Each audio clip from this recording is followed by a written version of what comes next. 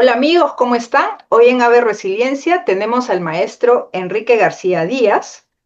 Enrique es filósofo de profesión, cuenta con 30 años de experiencia como logoterapeuta y analista existencial. Es director del Instituto Mexicano de Logoterapia y también del Instituto de Constelaciones Familiares y del Movimiento del Espíritu, ICME. Quien les habla, Analita Yedo, y hoy les vamos a presentar el tema logoterapia para nuestra época, a cargo de nuestro especialista invitado. Bienvenido, maestro Enrique, ¿cómo estás? Hola, Analí, bien, bien, bien, con mucho gusto de estar aquí contigo. Bien, Enrique, primero decirte que me gustó el título Logoterapia para nuestra época, más aún que ahorita, digamos, 2025, han pasado 80 años desde que terminó una guerra grande como la Segunda Guerra, ¿no? Que terminó el 45 y ya pasaron 80 años. Y pues resulta que en tiempo actual el mundo está también en medio de una guerra, también viviendo un genocidio y pues bueno, ya tú nos irás ilustrando, ¿no? Las respuestas que puede dar la logoterapia de este creador genial, Víctor Frankl, que sobrevivió a este holocausto tan terrible, ¿no? Bueno, Enrique, primero me lanzaría a preguntarte cómo es que tú inicias tu experiencia en la logoterapia. ¿En qué Sí, contexto? Cuéntanos un poco.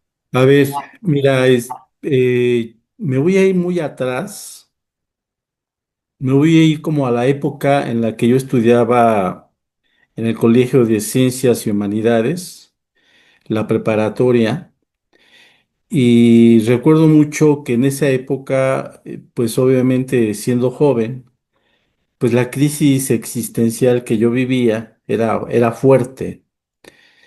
De hecho, había muchos compañeros que vivíamos esa crisis existencial, la famosa llamada neurosis nógena, provocada por el vacío existencial, de no saber a dónde dirigir tu vida. Entonces, siendo muy joven, había dos libros que leímos en filosofía en aquel entonces. Uno es El hombre en busca de sentido, perdón, y el otro era El extranjero de Albert Camus, ¿sí? Y había uno más que era El existencialismo es humanismo. Entonces, ahí yo me casé con la idea del existencialismo y dije, voy a estudiar filosofía, ¿no? Esos libros marcaron para mí el inicio de lo que ahora profeso, ¿no? Para empezar, me ayudaron mucho a mi crisis personal, ¿no? Y posteriormente, eh, ahora sí que estuve un año, me di un año de aclarar ideas y demás, y recuerdo que me fui a conocer México, a conocer mi país en diferentes niveles, grados, y regresé con la determinación de estudiar filosofía. Y entonces mi tendencia siempre fue el existencialismo o filosofía existencial o filosofía de la existencia. Pero el libro que me marcó profundamente fue El hombre en busca de sentido del doctor Viktor Frankl. Y me dije, esta es la filosofía que va a regir mi vida, porque no era un existencialismo francés, ¿no? Donde la vida es lo que tú vas haciendo día a día con actos, ¿no? Citas como el hombre está condenado a ser libre, ajá, pero con el libro y la filosofía del doctor Viktor Frankl metió un toque de responsabilidad y de encontrar sentido a la vida. Y ese libro de El hombre en busca de sentido para mí marca un antes y un después, porque ese libro habla de la experiencia del doctor Frankl en los campos de concentración. Y obviamente da respuesta a lo que vivíamos en esa época, ¿sí? Y bueno, la neurosis del siglo pasado, mitad del siglo pasado, es el vacío existencial, combinado con frustración existencial, hundirnos en el sufrimiento. Ujú. Y pues bueno, Frank da respuestas de una manera, digamos, coloquial, con algunos libros, pero después va desarrollando su teoría. Es más, esa teoría que él desarrolló, que es la logoterapia, curación a través del sentido de la vida, la demostró en el campo de concentración. Porque él al entrar al campo de concentración, le quitaron un manuscrito que era uno de sus primeros libros, ajá, que después lo conocemos como psicoanálisis y existencialismo, y lo volvió a rehacer ese libro con trocitos de papel y demás, y fue fuerte, supongo yo que fue fuerte perder ese libro inicial. Obviamente después el libro tuvo el tinte de la experiencia en el campo de concentración. Entonces yo considero que esa filosofía de Frank, que es profundamente existencial, encierra una gran diferencia de existencialismos de otros filósofos que sirven de alguna manera a la reflexión de la vida, a la reflexión de la existencia. Y fue ahí que me marcó profundamente la logoterapia. Y bueno, luego después de estudiar filosofía, yo dije, quiero dedicarme a apoyar a la gente, ayudar a la gente, y la idea fue formarme como logoterapeuta. Y en aquel entonces había una sola escuela de logoterapia, la Sociedad Mexicana de Análisis Sexual y Logoterapia. Ahí fue donde estudié y luego posteriormente me incorporé a la planta docente, ¿sí? Y fue un viaje apasionante la logoterapia. A veces a mis alumnos yo les digo que yo era feliz, neuróticamente feliz, antes de conocer la logoterapia. Entonces, ¿por qué? Porque vivimos en una especie de letargo existencial que Frankl le llama anestesia existencial, adormecimiento de vida, en donde pues, prácticamente no estamos conscientes de lo que significa realmente nuestra razón de estar aquí en este mundo, en esta dimensión. Y bueno, posteriormente, pues me dediqué, me entregué, ¿sí?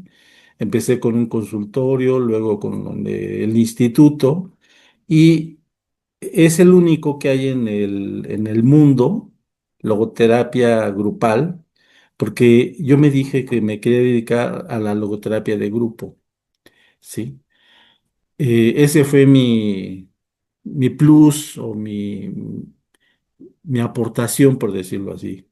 En aquel entonces había logoterapeutas que iniciaban también con la logoterapia de grupo y así fue donde invité a gente del extranjero a hacer logoterapia de grupo. Y bueno, finalmente desarrollé algunas premisas de la logoterapia en grupo y pues bueno, ahí empezó el camino. Un camino que no he dejado porque después yo dije, falta algo grupal.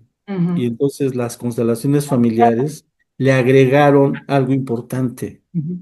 Entonces por eso le llamo tomar la vida, vivir con sentido. Tomar la vida es desde las constelaciones familiares, como para liberar todo tipo de bloqueos, ¿no? Que nos impiden meter un orden y fluir en un amor superior, ¿sí? Desde una conciencia Y por superior. curiosidad, ¿qué años eran esos? Más o Híjole, menos. bueno, te estoy hablando de la logoterapia, pero las constelaciones, haz de cuenta, estoy hablando del 2000 Ujú, aproximadamente 2005, ¿no? Ya empezaba, bueno, Bert Hellinger llegó a México allá por los años 80, ¿no? Pero la logoterapia fue mucho antes con Frank, ¿no? Él llegó a México allá por los 70, ah, ¿sí? Pero han sido dos personas que me han guiado para hacer todo lo que hago, ¿no? ujú, Bueno, ya después vino el análisis existencial contemporáneo de Alfred Lengle, discípulo del doctor Frankl, y en constelaciones pues me he formado con gente de vanguardia, ¿no? Inicialmente con Bert Hellinger, con Brigitte Champetier, con Dan Van Campenhut, con Carola Castillo, con Katia del Rivero, en fin, yo diría que gente de vanguardia, gente innovadora, gente que aporta mucho al desarrollo de las constelaciones y obviamente también en logoterapia.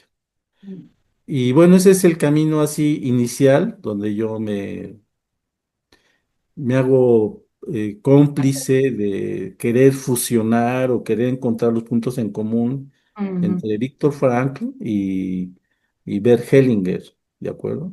ujú, Y agregando los desarrollos que ha hecho Alfred Lengle. ujú, Entonces, digamos que uno va estudiando y va sumando, porque un principio de la logoterapia no es en lugar de, lo dice Frankl, sino además de, puede sumarle.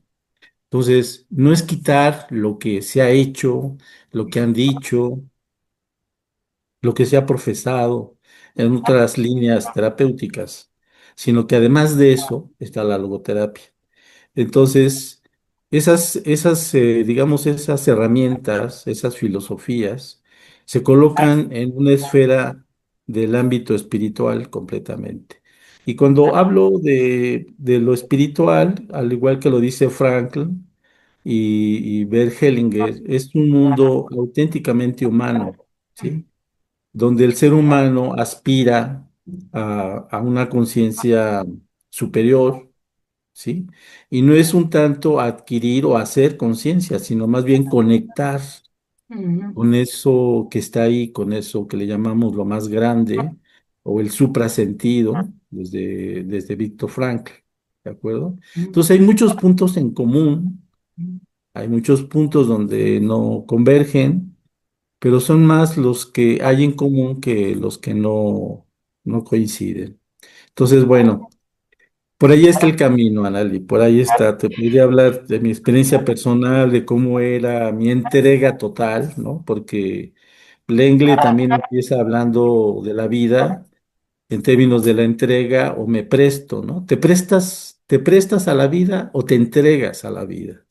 Entonces, prestarse, pues vas incompleta, ¿no? Vas incompleto. No estás conectado. No estás conectado con la vida, con tu hacer diario, con tu conciencia. Exige un nivel de esfuerzo, ¿sí? Pero todos tenemos acceso a ello. Y entonces aquí el te entregas o te prestas, ¿no? Ya tiene una gran definición de si vas con conciencia o vas con la pseudoconciencia o con puras reacciones predeterminadas, condicionadas, ¿sí? Neuróticas de sobrevivencia. Entonces, hay una frase que me encanta de Frankl que dice, uno sobrevive al sufrimiento, ¿no? Uno sobrevive a la vida porque le encuentra un sentido al sufrimiento. Entonces, el sufrimiento está, ¿sí? La tríada trágica, de la cual es un concepto que Frank remarca, insiste, muerte, culpa y sufrimiento, es la tríada trágica. Sin embargo, él trata de que esa tríada sea una tríada optimista, que tengamos esa actitud de humor para contrarrestar la actitud, la reacción ante el sufrimiento, ante la culpa y ante la muerte, porque de la muerte nadie se escapa, ¿sí? El problema aquí es cómo la enfrentamos, cómo la asumimos. Al igual que el sufrimiento, un sufrimiento innecesario, un sufrimiento inevitable. También hay gente que sufre innecesariamente y hay que hacerle caso más al sufrimiento inevitable, ese que no podemos evitar. por eso es que en alguna anterior reunión, cuando tú dices que consideras la logoterapia no solo una psicoterapia, sino una filosofía de vida, ¿no? Y la respuesta actual que da la logoterapia a estas neurosis, ¿cómo son las neurosis actuales? Digamos, ¿qué es? Mira, hay una idea de Frankl que dice que cada época crea su neurosis, cada época tiene la obligación de elaborar su propia psicoterapia. Y entonces él considera que la época, estamos hablando del siglo pasado, cuando la gente pierde sentido, ¿sí? No, y Y ahora por casuística, ya, ¿no? Los logoterapeutas, la casuística para ir renovando, ¿no?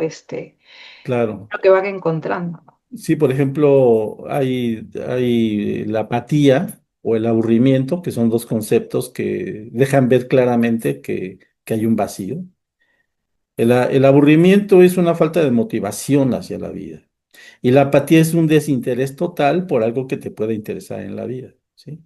Entonces, al igual que esta situación te va llevando a ciertas reacciones que ya se componen como una neurosis. Entonces, si damos una definición de neurosis, es una situación intolerable de lo que uno vive, ¿no? Y entonces la neurosis está en todos lados, en todas partes, en todos los niveles socioeconómicos. Pero cuando hablamos de la neurosis nógena, del nous, gene origen, nógena, estamos hablando de una neurosis, ¿sí? De origen espiritual, pero en el sentido humano, en el sentido completamente humano cuando realmente presenta síntomas, ¿sí? De apatía, de aburrimiento, de abulia, falta de voluntad para enfrentar la vida, ¿no? Sin embargo, hay gente también que sin ser logoterapeutas tienen una actitud de vida francamente más allá de estudiar logoterapia.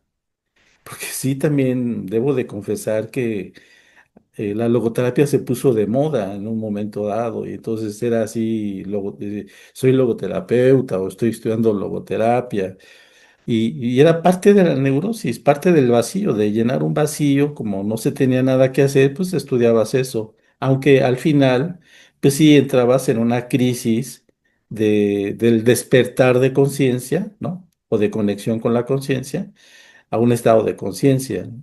Y obviamente ahí la angustia, una angustia natural, es legítima, ¿no? Para poner en jaque tu cómo te vives, cómo es que te vives, cómo es que respondes a lo que la vida te pide, que respondas a ella, ¿no? No es un tanto que la vida te dé, ¿no? O que los demás te den, porque aquí la logoterapia encierra dos facultades humanas. Por ejemplo, la facultad de autodistanciarse para poderse ver, para tomar una postura interna, para reflexionar sobre cómo te estás viviendo, cómo te estás sintiendo, ¿sí? En una cuestión interna, personal, muy íntima. Y la otra que es la autotrascendencia, que es salir de ti para ofrecerte a alguien, a algo, a una tarea, a una persona, en fin. Entonces, Víctor Frankl le, tenía un sentido de vida muy fuerte en ayudar a los demás a encontrar un sentido de vida y dejó un legado impresionante, ¿no? Entonces, ya ahora podemos hablar de muchos logoterapeutas. Antes era difícil conseguir libros, ¿no? Ahora ya hay bastante bibliografía en relación a la logoterapia. Hay casuística, hay filosofía, hay desarrollo interno de la propia teoría. Además, Frankl habla de una desguruficación de la logoterapia, ¿sí?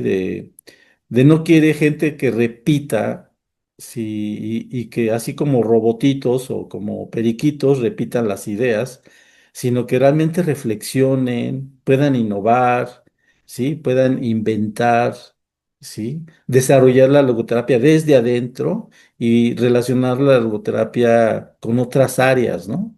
Como el trabajo social, la enfermería, en fin, ¿no? La psiquiatría misma, ¿no? Claro, en las Es, diversas es disciplinas, ¿no? las diferentes disciplinas, entonces el tinte de la logoterapia con Ujú, otras áreas es ujú, humanizarla en lo más profundo y que tenga un matiz de servicio para los demás. ujú. Entonces, humanizar las cosas, humanizar la política, humanizar la medicina, ¿sí? Humanizar la educación es una tarea logoterapéutica, es darle sentido a las propias vidas a través de las diferentes áreas. Mm, Entonces, hay un libro que a mí en lo personal me gustó muchísimo que se llama Logoterapia en Acción. ujú, Y entonces ahí hablan diferentes logoterapeutas aplicando la logoterapia a diferentes disciplinas. Estamos hablando de un libro viejo, ¿no? De la logoterapia en acción. Ujú, Y ahí yo desarrollé algo que se llamó la logoterapia en movimiento. También es otro movimiento cultural que inicié, ¿sí? Haciendo seminarios cada año, trayendo a personas, yendo a México, personas de otros lados, ujú, como a dar lo que sabían, a dar lo que escribían, lo que reflexionaban en relación a la logoterapia. Entonces, sí han sido bastantes años de trabajo, de dedicación, ujú. y pues bueno, o sea, hacer la mirada hacia atrás, pues sí que he caminado en todo esto. Sí, Enrique, mira, y te comparto algo, ¿ya? Bueno, ahorita que estamos, 2025, ya, hace 18 años, ¿ya? Yo estaba todavía en pregrado, el 2007, y en la universidad justo le habían dado un premio a un docente que era investigador, ¿ya? 2007, ¿ya? Y yo me fui a buscarlo porque justo lo necesitaba para un trabajo que me habían dado, que una docente me decía, Ana, hazlo para tu tesis de pregrado, ¿ya? Y el tema era resiliencia, ¿ya? Pero este señor se había ganado el premio porque era un tema que, o sea, no había mucho, o sea, las redes estaban cero. Y me dice, sí, me dice, busque, indague, había poquito, mi trabajo fue el más chiquitito, pero Ajá. ya, mira cuánto tiempo ha pasado, ¿no? Entonces resulta que me encantó porque empecé a encontrar que ellos habían tomado casuística de momentos históricos, ¿ya? Y uno de los momentos históricos había sido la experiencia del doctor Frankel, pues, ¿ya? Entonces, en este trabajo de resiliencia, lo que habían realizado es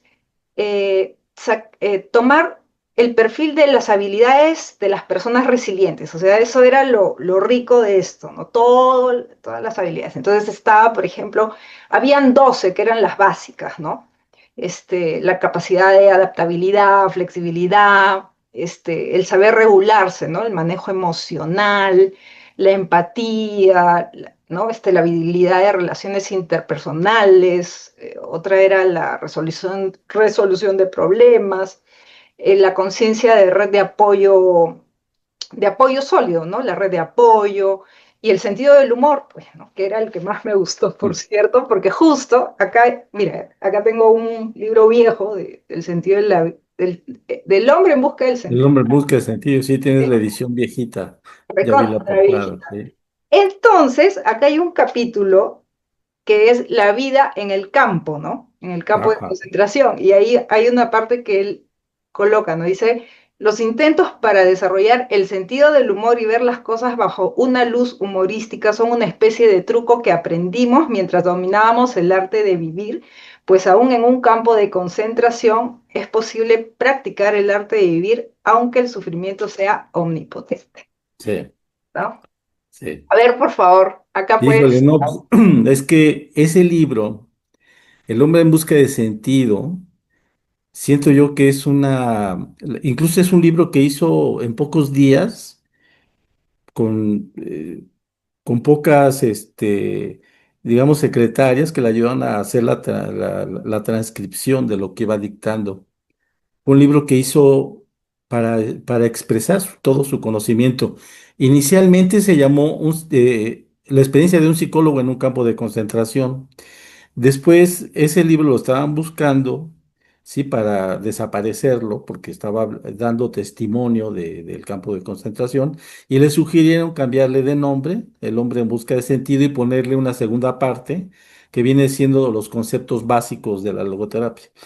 Si te das cuenta, la segunda parte es, digamos, los conceptos básicos, como la jerga conceptual de la logoterapia, pero la experiencia para mí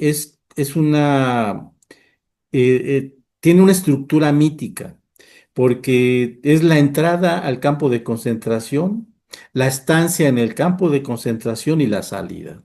Lo que fue más fuerte fue la salida del campo de concentración, porque imagínate salir del campo, todo destruido, desaparecida las familias, ¿no?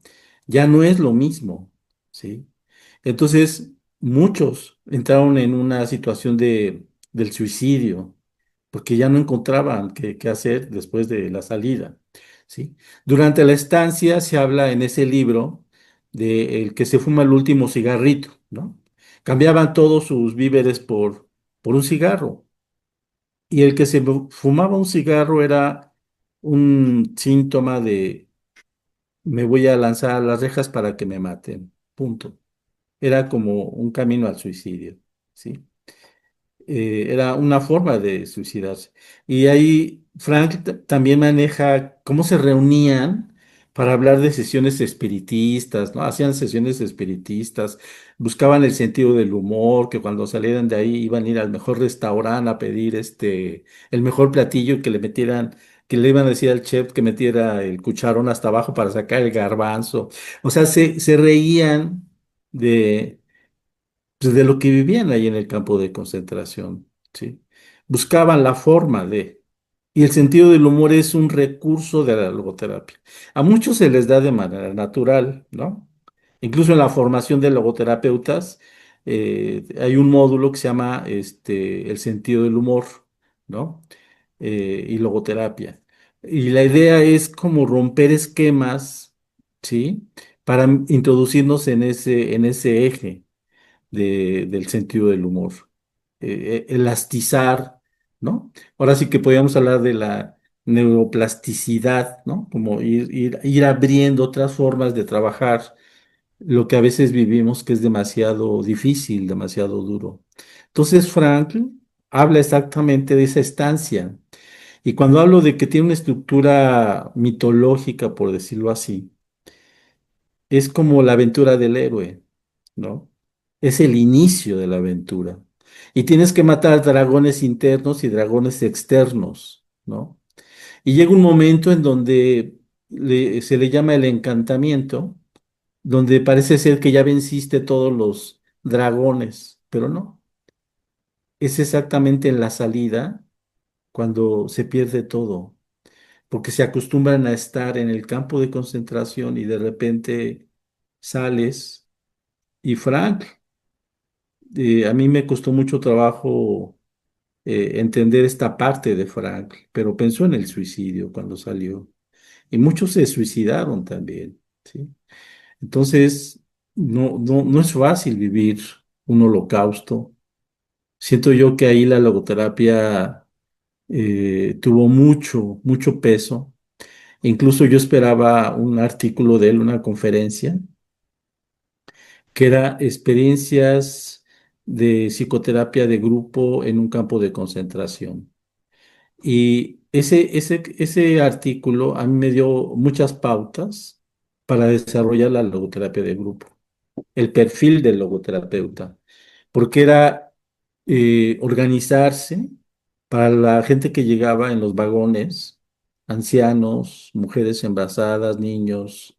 Y entonces los que ya estaban ahí se organizaban para inmediatamente, ¿sí? Acudir a estas personas y poderlas ayudar y a entender el shock, ¿no? Que se presentaba cuando bajaban de los vagones, ¿no? Entonces, había una logoterapia de grupo en el campo de concentración. Franklin no estaba muy de acuerdo con la logoterapia de grupo, pero siento yo que si la practicó en el campo de concentración, incluso reunirse para reírse, ¿no? Ante tanto sufrimiento, siento yo que era una labor muy fuerte, porque si los descubrían, ¿sí? Era factible de que los mataran, ¿sí? Cuando robaban alimento, eso me encanta también. Cuando llegaban a robar alimentos, él decía, no robamos alimentos. Nos Mm, organizamos, ¿sí? Para conseguir alimentos. Es mm, decir, la forma de mirar la vida te cambia todo, ¿sí? mm. Es como, ¿quieres ver el vaso medio vacío o lo quieres ver medio lleno? ¿No? O sea, sí, entonces ya desde cómo miras la vida, ¿sí? cambia completamente todo. Y eso Frank le llama la culpa colectiva. Mm, Y la culpa colectiva se quita no criticando una generalidad o alguien, porque a él le pidieron que firmara documentos para sentenciar a ciertos neonazis, ¿no? mm, Por decirlo así. Gente que estuvo en esa línea de genocidio. Y él dijo, no, yo no voy a firmar nada. Cada quien sigue la voz de su conciencia. Si ellos siguieron la voz de su conciencia de Hitler, es un problema de ellos, ¿no? Pero aquí cada quien tiene mm, su propia conciencia, su conexión con su propia conciencia y tiene la capacidad de decidir con responsabilidad cualquier decisión. Entonces aquí la culpa colectiva, ¿sí? mm, Cabe mucho para señalar aparte de la neurosis nógena, las neurosis de nuestra época, que mm, son cuatro: el fatalismo, el mm, fanatismo, la existencia provisional, ¿sí? Y el pensamiento colectivista. El mm, fanatismo es la gente que impone su punto de vista y cree que esa es la única vía de solucionar las cosas o de vivirlas. Es un fanático, mm, te impone y esto es así y no es de otra manera, y entonces no hay manera mm, de que haya otras posibilidades, ¿sí? Lo podemos ver en algunos docentes, en algunos políticos, incluso en algunos religiosos, en fin, o en algunos papás también, o mamás, ¿no? sí, También. pues. Nadie se escapa de tener un pensamiento fanático, ¿sí? Mm, Cerrado, poco flexible, ¿sí? Aquí se hace lo que yo quiero, aquí se hace lo que es así porque es así, ¿no? Y está la otra que es el fatalismo, es como dejar un poco que las cosas sucedan, que la vida te viva, ¿no? Gente decidiosa, gente que dice, ¿para qué voy a votar o para qué voy a hacer esto si siempre gana el mismo, siempre pasa lo mismo? Entonces, ay, ¿para qué hacer? No hay esfuerzo, ¿no? mm. ¿Sí? Hay una tendencia del mínimo esfuerzo, pero en negativo. Lo puedes decir, o se puede decir que es como una desesperanza aprendida también, ¿no? Es una desesperanza asumida, vivida, reproducida, en fin, sí, Sí, sí, sí, pues. sí. Es una desesperanza completamente, o sea, se pierde la esperanza. Sí, te decía que sí, podemos considerar que era una desesperanza aprendida o condicionada. Ujú, Y luego hablaríamos de la existencia provisional, ujú, ¿no? Que es engañosa ujú, porque uno se vive en una existencia, una especie de vivir la vida, pero desde el placer y el poder, ¿no? Y es una existencia provisional que parecería ser que la vives con sentido, ujú, pero más bien está cobijada, ¿no? Por un bienestar pasajero que está ligado más al placer. ujú, Ajá. Y aparentemente crees que te vives ujú, profundamente con autenticidad, pero es provisional, se acaba, se vence, tiene fecha de caducidad, por decirlo así. ujú, Y está el pensamiento colectivista, que de ahí surgió esta neurosis, que es la persona que se deja guiar por otras conciencias pensando que es su propia conciencia. ujú, Entonces aquí vulgarmente hablamos de la borregada, el hombre masa, el hombre manipulable, ¿no? El hombre condicionado, ujú. el hombre que está adormecido, ¿no? Que ahora los jóvenes dirían es un zombie, ¿no? Sí, Y sí. que efectivamente sería así como gente que, pues que no elige vivir con dignidad, Ujú, que no persigue su razón de ser, que ujú, no descubre su sentido. Y aquí cabe aclarar, Anali, que el sentido de vida no se construye, no se inventa. Ese es algo interesante, porque de repente oigo por ahí algunos, incluso logoterapeutas, ¿eh? Y gente que está en desarrollo humano y en fin, ¿no? Que que el sentido tú lo haces, tú lo inventas, ¿no? No, el sentido de vida se descubre, se encuentra, ¿de acuerdo? Entonces, por ejemplo, todo lo que tú haces, ¿no? Que se me hace una actividad interesante, creativa, ¿no? Innovadora también, y que abre como el abanico de posibilidades, pues, es parte del sentido que tú has descubierto, por decirlo así, ¿no? Esto te llena, esto te alimenta, ¿no? Incluso a mí lo que hago también es parte de mi sentido porque siento que lo encontré, ¿no? Entonces yo cuando estudiaba filosofía era comprar todo lo que era existencialismo, leer todo lo que era existencialismo, ¿sí? Me dio sentido y me sigue dando sentido, ¿no? Eh, Descubro mucho en ello, ¿no? Y a veces uno tiene que definir eh, su camino, el cómo le va uno respondiendo a la vida, ¿sí? Enrique, mira, y justo yo había notado con una reunión anterior que tuvimos, cuando hablabas de la metanoia, el mirar más allá del Ah, caos, sí, por sí, ejemplo, sí, ¿no? Que sí. me parece un concepto muy bonito.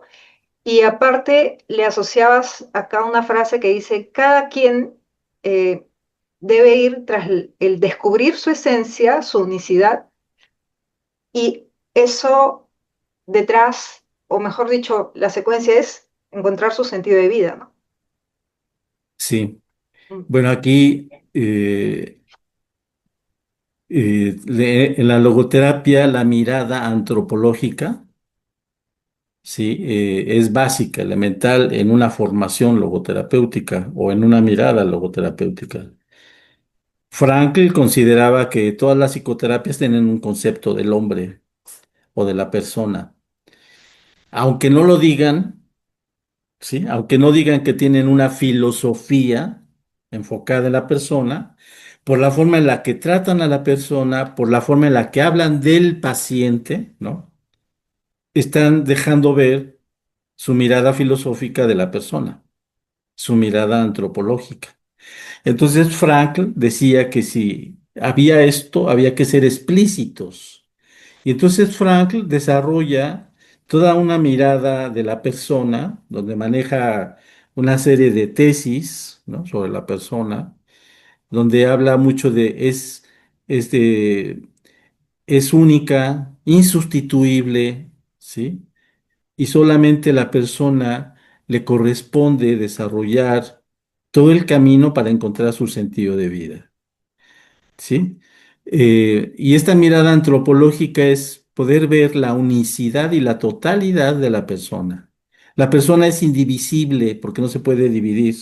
Aunque tiene tres dimensiones, ajá, y aquí viene lo interesante, estamos hablando de una tridimensionalidad de la persona, tres dimensiones. Y hablo de tres dimensiones porque Frank lo maneja muy bien, hablando de unas leyes geométricas, ontológicas, antropológicas donde habla que la persona es única. Y entonces no es contradictoria en sí. La contradicción está en las miradas. Por ejemplo, tú vas con un médico, te dice una cosa, vas con otro y te dice otra cosa, ¿no? Entonces, las miradas nos hacen ver que no se toca la esencia de la persona, ¿sí?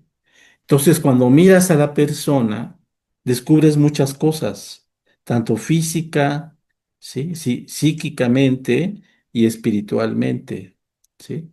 Entonces, hablar de esa tridimensionalidad, estamos hablando de tres dimensiones, no tres partes. La persona se le puede ver en tres dimensiones. Por ejemplo, tragar en el plano físico, gourmet en el plano psicológico, nutrirse en el plano espiritual, ¿no? También les llego a decir orejas, ¿no? Plano físico. Ahí están. Te escuchan un nivel psicológico, pero te comprenden. Ese es un nivel espiritual. Ojos, físico, te veo psicológicamente, pero te contemplo. es espiritual. Entonces, todo está ahí, pero todo está en función desde donde miras. Cuando me hablas, desde dónde me hablas. Cuando me miras, desde dónde me miras. ¿Sí? ¿Qué es lo que uno ve primero en la persona? ¿Su físico? ¿Su forma de ser?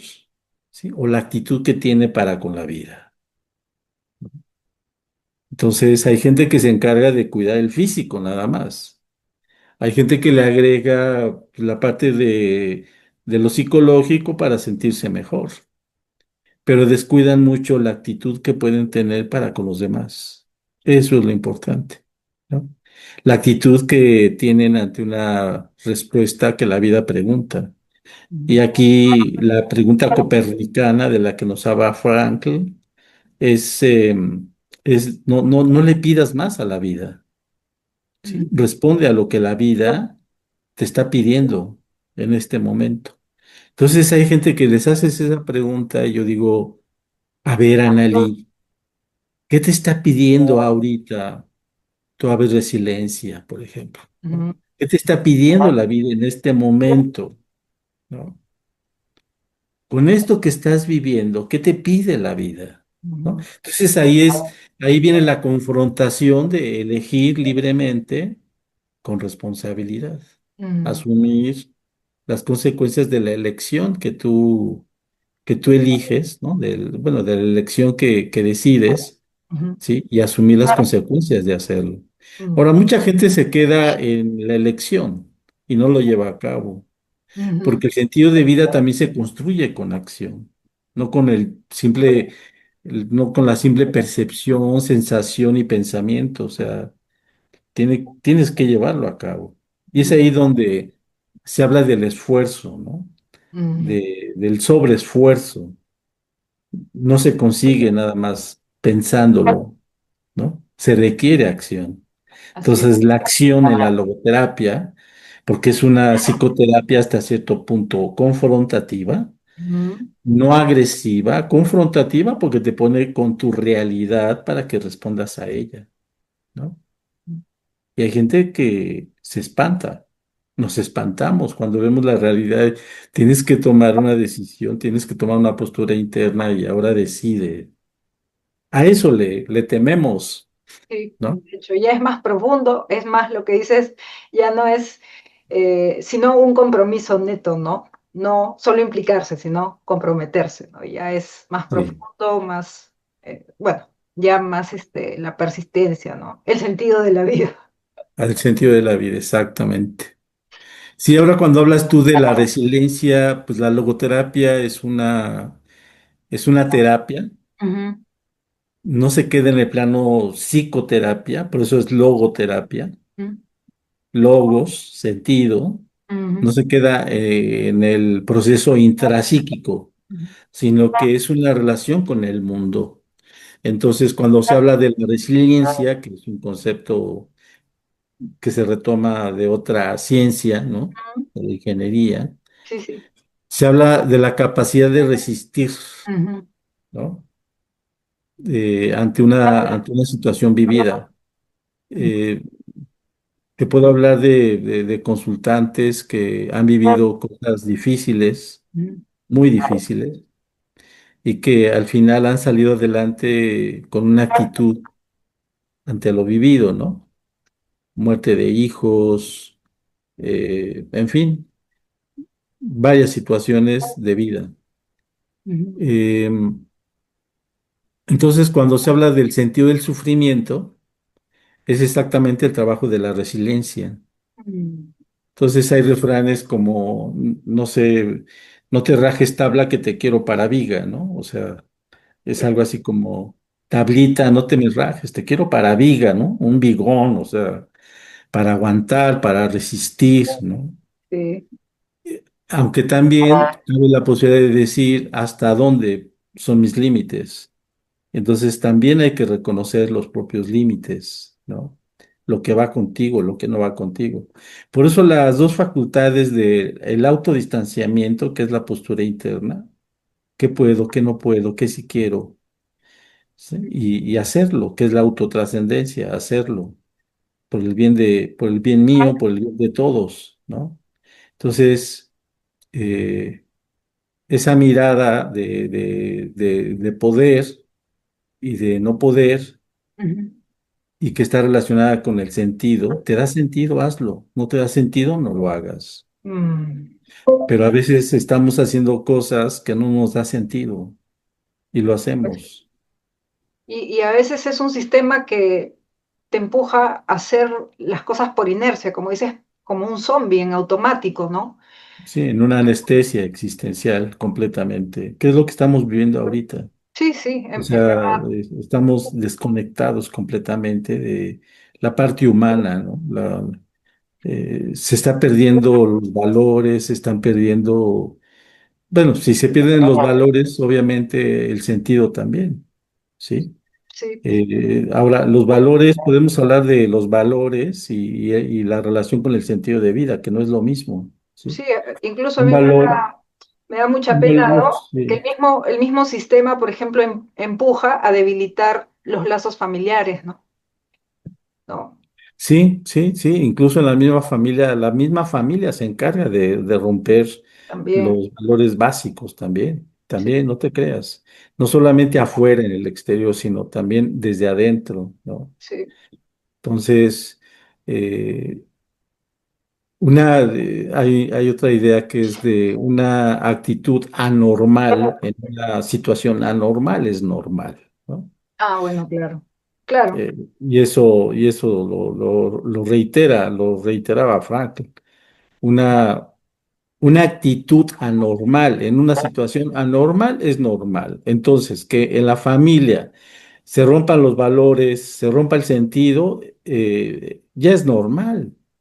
sí, pues. Es, es bastante anormal alguien que mantenga el sentido de vida al interior de la familia, por ejemplo. Mm. ¿Sí? O sea, o en la ciudad, ¿no? O sea, que alguien te dé el paso al peatón, ¿no? Tú vas caminando y que te dé el paso, eso es anormal. Lo normal es que te echen el auto encima, te griten, te chiflen, te avienten el claxon, etcétera, ¿no? Que te traten bien, ¿no? En el súper, ¿no? El personal de servicio es anormal. Claro, que sean honrados y te devuelvan un vuelto Sí, o un sí, sí, objeto sí, que te y decir, devuelvan ¿qué le el pasó? cambio o que sí, señorita, se le cayó la cartera. Es anormal eso, ¿no? ¿Sí Pues, me explico? incluso yo podría Eh, decir, si hablamos de sustancias, de 100 personas, no sé cuán normal es no consumir drogas y cuánto es normal consumirlas, porque ya estamos muy sí. habituados también, ¿no?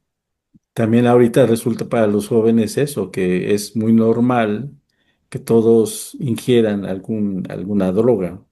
Es anormal aquel que no ha probado, ¿no? Claro, eso ¿Sí? es algo muy Entonces, entonces ve cómo hemos hecho algo normal con nuestras actitudes anormales en una situación anormal. así Por es. eso es que cada época tiene la necesidad de crear sus propias psicoterapias, Ujú, ¿no? Reinventarse, encontrar nuevas formas de ujú, poder solucionar las cosas. ujú. Por eso a mí, no sé, las terapias nuevas como la logoterapia, las constelaciones, el análisis existencial contemporáneo, son respuestas concretas, ¿no? A lo que se puede hacer. Y hay mucho más, yo creo, ¿no? Enrique, y si yo te tuviera que, por ejemplo, ¿no? Respecto a la logoterapia, si tuvieras que resumir en un mensaje, ¿no? ¿Qué lo hace clásico?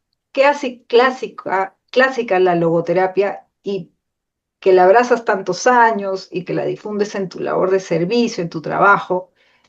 ¿Qué la hace especial para ti, difundiéndolo en toda tu vida? Vivir intentar vivir una vida auténtica, eh, tener una conexión uno mismo con esa dimensión superior para elegir las mejores respuestas, decisiones, actitudes ante lo que vivimos, ¿sí? Y, y entregarse por completo a lo que uno decide vivir, una entrega total. sin miedo, ¿no? Ahí, aquí ya meto algo de Bert Hellinger, sin miedo, sin intención, ¿no? Y sin esa actitud de querer quedar bien, de complacer a otros, sino una verdadera escucha profunda de lo que uno es, ¿sí? Y desde ahí decidir lo mejor para lo que hay afuera, para los demás, para la vida, que va muy relacionado con uno mismo, ¿no? Buscar esa autotrascendencia. Yo decido ir más allá, fuera de mí, para algo bueno, para mí, para los demás. Eso. Entonces, es mucho pedir, es mucho vivirlo. Por eso yo era feliz neuróticamente antes de conocer todo esto. Ay, Dios mío, Por qué eso, por eso me esto. río. Gracias, Enrique. No, Bueno, gracias a ti. si quieres dejar un comunicado, poquito para compartir, por favor, antes de cerrar la reunión. Sí, bueno, decir que voy a estar en Lima, voy a estar en Lima exactamente por el 5 o 6 en Lima, por San Isidro, estaremos haciendo un trabajo de constelaciones con logoterapia. Ujú. Y está abierto a todas las personas que quieran acudir a ello, ¿sí? Y luego de ahí nos iremos a Huancayo también, a llevar. Fíjate, hay otro tema por ahí que es el del proyecto sentido al sentido de la vida. Y el proyecto sentido viene siendo como el guión en la que los padres nos concibieron, ¿no? Como que en qué sentido yo llegué a este mundo, ¿no? Me pensaron, me planearon, o fui una casualidad, ¿no? Aparentemente. Eh, entonces eso viene siendo el proyecto sentido y el trabajo que hago ahí es tratar de ver desde dónde venías en el concepto de tus papás, lo que vivían, lo que les daba sentido a ellos, ¿no? Y luego a partir de ahí, eh, que tenga un sentido para que tomes la vida y te vivas con sentido. Entonces, es interesante el trabajo que estoy realizando por allá. Pues eso sería. Sí, entonces te vamos a estar esperando y que sigas viniendo muchos años más por acá, que realmente nos haces cavilar bastante, revisar bastante este mirar sin miedo, el comprometerse más con uno mismo, ¿no? Realmente es una tarea que requiere mucho, mucho tiempo, varios años, para algunos nos toma Sí, realmente, no es tan fácil como teóricamente suena y qué bueno tenerte y pues ya estamos a la vista y pues difundimos este espacio. muy bien. Gracias, Analí, te lo agradezco mucho. Un abrazo Un y un abrazo abrazo. a todos.